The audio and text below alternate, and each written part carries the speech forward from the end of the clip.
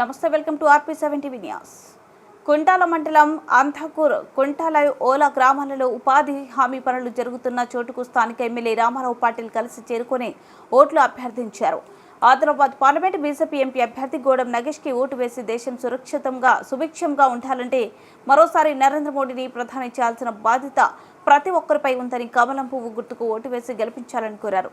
ఒకవైపు పేదవాళ్లను కేంద్రీకృతం చేస్తూ సంక్షేమ కార్యక్రమాలను చేపడుతూ మరోవైపు సమూలంగా అభివృద్ధి చేస్తూ అత్యున్నతమైన పరిపాలనను అందిస్తున్న కేంద్ర మోదీ మూడవసారి ప్రధాని చేయడమే లక్ష్యంగా ప్రతి ఒక్క కార్యకర్త పాటుపడాలని పిలుపునిచ్చారు. కార్యక్రమంలో బీజేపీ సీనియర్ నాయకులు, కార్యకర్తలు, రోజువారీ కూలీలు తదితరులు పాల్గొన్నారు. కరోనా టీకా ఇచ్చేసిన మన కాపాడిన వ్యక్తి అంటే మోదీ గారు. ఫ్రీ రేషన్ బియ్యం ఇస్తున్నారంటే మోదీ గారు. ఇప్పుడు మేము ఉపాధి హామీ పథకం ఇస్తున్నారంటే మోదీ గారు.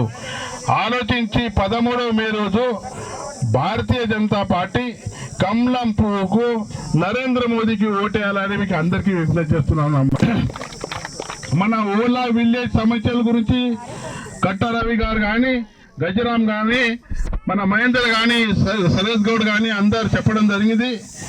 విలేజ్ లో చాలా బీద వాళ్ళు ఉన్నారు, వాళ్ళకు స్థలం లేదు, ఇల్లు లేవు. అరుణైన అందరికీ ప్లాట్లు ఇప్పించి ఇల్లు కూడా ఇప్పించి బాధ్యత మీకు చెప్తున్నానమ్మా. నరేంద్ర మోదీ గారు మొన్న డిక్లేర్ చేసేందుకు భారతదేశంలో సంవత్సరానికి 3 కోట్ల ఇల్లు ఇస్తున్నాడు. అందులో మన ముదల్ నియోజకవర్గంకు సంవత్సరానికి 50,000 ఇండ్లు వస్తాయి. 50,000 ఇండ్లు అంటే ప్రతి విలేజ్ లో 300-400 మనం ఇవ్వచ్చు. దానికోసం మొట్టమొదటిసారి ఏదైతే మండల్ హెడ్ క్వార్టర్ లో పెద్ద ఊరి లేదని మీకు ఎక్కువ మన ప్లాట్లు ఇల్లు శాంక్షన్ చేపించి ఇల్లు ఇచ్చేటి బాధ్యత నా మీద ఉంది అమ్మా. మీరు ఖచ్చితంగా ఇస్తానని చెప్తున్నాను. అదేవిధంగా ఏదైతే భర్త చనిపోయిండో ఆడవాళ్లకు పెన్షన్ లేదని చెప్పడం జరుగుతుంది. మొన్న ఏదైతే ప్రజాపాలన అని మీటింగ్ జరిగింది, ఆ మీటింగ్ లో మీరు రాసిస్తే అది కూడా శాంక్షన్ చేపిస్తానని మీకు సభాముఖంగా తెలియజేస్తున్నాను అమ్మా. ఊరు సమస్యల గురించి దాదాపు 75% చేన్లు ఇక్కడనే ఉన్నాయి. మన శివాలయం దగ్గర బ్రిడ్జ్ చాలా చిన్నగా ఉంది. వర్షం పడితే మీదకెళ్ళి నీళ్ళు పోతాయి. ఇక్కడ మంది ఇక్కడ ఉంటారు, అక్కడ మంది అక్కడ ఉంటారు అని చెప్పడం జరిగింది. అది కూడా త్వరలోనే శాంక్షన్ చేపిస్తాను మీకు అందరికీ తెలియజేస్తున్నాను అమ్మ. మీరు 3 నెలల కింద అందరు కలిసి నన్ను గెలిపించారా లేదా? మీరు టీకాలు ఎన్ని తీసుకున్నారు? 2 అయితే కంపల్సరీ తీసుకున్నారు కదా. 2 టీకాలు అందరు తీసుకున్నారు. నరేంద్ర మోదీ పుక్యం ఇచ్చిండే లేదా? పైసలు తీసుకోకుండా ఉచితంగా ఇచ్చిండే లేదా? ఆ రుణం ఉన్నది లేదా మన మీద?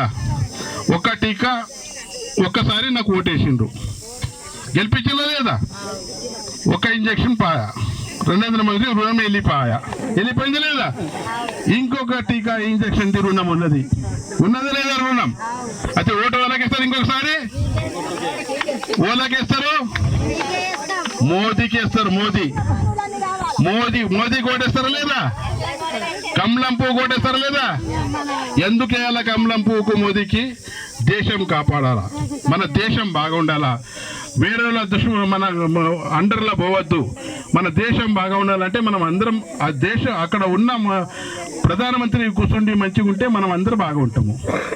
దానికోసం దయచేసి కాంగ్రెస్ వాళ్ళు వస్తారు, బీఆర్ఎస్ వాళ్ళు వస్తారు. కాంగ్రెస్ వాళ్ళు మొన్న 2 లక్షల రూపాయలు రుణమాఫీ చేస్తారు.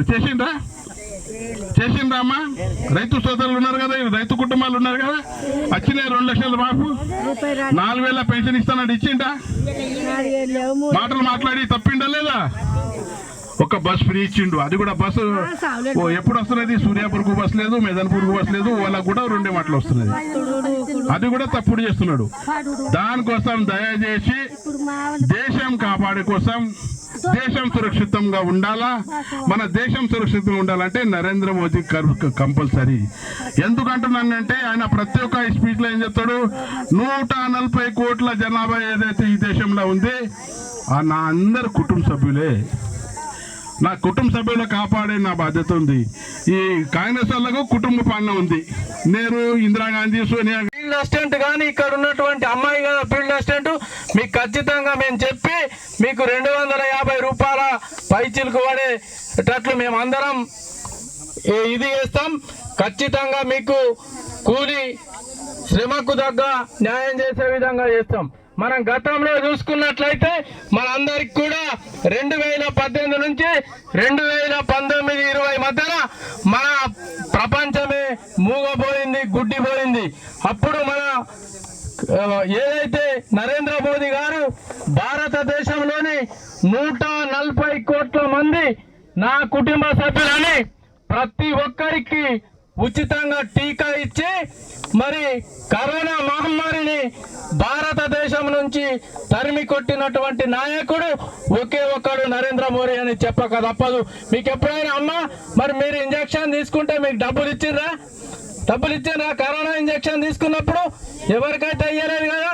మరి ఉచితంగా ఏదైతే మరి కరోనా ఇంజక్షన్ ఇచ్చిందో మరి దానికి తోడు అప్పుడు ఉన్నటువంటి పరిస్థితుల్లో మనం బయటకు వెళ్ళలేని పరిస్థితి, మరి మనకు పని చేయలేనటువంటి పరిస్థితుల్లో మనకు నరేంద్ర మోదీ గారు ఇంకొక మరి సంక్షేమ పథకాన్ని ప్రవేశపెట్టి ప్రతి ఒక్క కుటుంబంకు మరి ఏదైతే రేషన్ కార్డు ఉన్న కుటుంబంకు 5 కిలోల బియ్యం, ఒక్కొక్క వ్యక్తికి 5 కిలోల బియ్యం ఇచ్చి మన ప్రతి ఒక్క కుటుంబాన్ని ఆదుకొని ఈ రోజు వరకు కూడా మనం పని చేస్తూ జీవనం గడుపుతున్నాం. మన సంతానంకు కానీ మనకు కానీ ఉపాధి కావాలంటే, ఉద్యోగం కావాలంటే మనం తప్పకుండా భారతదేశంలో మరి నరేంద్ర మోడీ ప్రభుత్వం రావాల్సిన అవసరం ఉన్నది. మీరంతా ఆలోచన చేయండి. మీరు హాయిగా నిద్రపోవాలంటే మరి గడబడి చేసే ప్రభుత్వాలు వస్తే మనకు నిద్ర ఉండదు, బాంబుల మోతుంటది, బాంబుల వర్షం కురిపిస్తారు. దాన్ని దృష్టిలో పెట్టుకొని మనమందరం కూడా మనకెప్పుడైతే మనము భోజనం చేసిన తర్వాత హాయిగా నిద్రపోయే ఎవరైతే మనల్ని కాపాడే వ్యక్తి ఉంటాడో ఆ వ్యక్తికి మనం అందరం కూడా తప్పకుండా మనం ఓటు వేయాలా. ఇక్కడ దేశానికి సంబంధించిన ఎలక్షన్ ఇది, రాష్ట్రానికి సంబంధించిన ఎలక్షన్ కాదు. దానికోసం దయచేసి భారతదేశం కాపాడే వ్యక్తి ఎవరు, భారతదేశానికి 10 సంవత్సరాల నుంచి కాపాడిన వ్యక్తి ఎవరు? గత 60 సంవత్సరాల నుంచి కాంగ్రెస్ ప్రభుత్వం పనిచేసింది, దేశానికి ఏం చేసింది ఆలోచించే టైం వచ్చింది ఇప్పుడు. అమ్మల్లా అక్కలారా 10 సంవత్సరాల నుంచి మన భారతదేశంలో ఎన్నో విధాలుగా డెవలప్మెంట్స్ అయినాయి. గరీబోళ్ళ కోసం అన్ని విధాలుగా ఇక్కడ సౌకర్యాలు అయినాయి.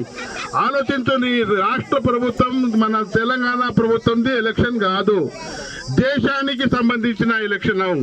దేశం బాగా ఉండాలా, దేశం మంచిగా ఉండాలా అంటే మన నరేంద్ర మోదీ గారికి ఓటేయాలా. గత 10 సంవత్సరాల నుంచి 18 గంటలు పనిచేస్తున్న వ్యక్తి అంటే ఇలా నరేంద్ర మోదీ. మీకు అందరికీ గుర్తు. ఆయన ప్రతి ఒక్క భాషల్లో ప్రతి ఒక్క జాగాలో ఆయన ఏమంటాడు, 140 కోట్ల జనాభా నా కుటుంబ సభ్యులే అని అందరికీ చెప్తాడు. నరేంద్ర మోదీ అంటే మీకు అందరికీ గుర్తు. ఒక మతానికి, ఒక కులానికి, ఒక సమాజానికి బంధు పిడిచి లేడు. మీరు అప్పటి నుంచి చూస్తున్నారు కాంగ్రెస్ ప్రభుత్వంలో కుటుంబ పాలన ఉంది. నెహ్రూ అయిన తర్వాత ఇందిరాగాంధీ వచ్చింది, ఇందిరాగాంధీ అయిన తర్వాత సోనియా గాంధీ వచ్చింది, రాజీవ్ గాంధీ వచ్చిండు, ఇప్పుడు రాహుల్ గాంధీ వచ్చిండు, ప్రియాంక గాంధీ వచ్చిండు. కానీ మోదీ గారు అట్లా కాదు. బడుగు బలైన గరీబుల వంశం. ఒక జమానాలో ఆయన రైల్వే స్టేషన్ మీద ఛాయ్ అమ్మిన వ్యక్తి నరేంద్ర మోదీ. దానికోసం దయచేసి వచ్చే ఎలక్షన్స్ లో మీరు ఇట్లా